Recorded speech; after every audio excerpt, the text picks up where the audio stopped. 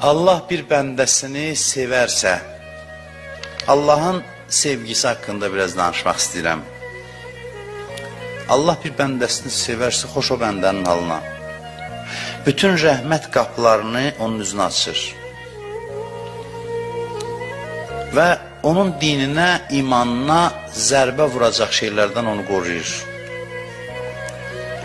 Allah bir bəndəni bəyənsə, özü girişir onun həyatına və başlayır özü onu qorumağa. Özü onun həyatını idarə eləməyə başlayır. İmanını özü qoruyur. Bəli, möminin bədəni, canı, cismi, malı, sərvəti zərbə ala bilər. İman buna zəmanət vermir ki, sən iman gətirdinsə, həyatda çətinliyin olmayacaq. Belə bir şey yoxdur. Zərbə dəyər malına, canına zərbə dəyər. Çünki dünya elə bir yerdir ki, insan burada şirin və acı hadisələr görməlidir.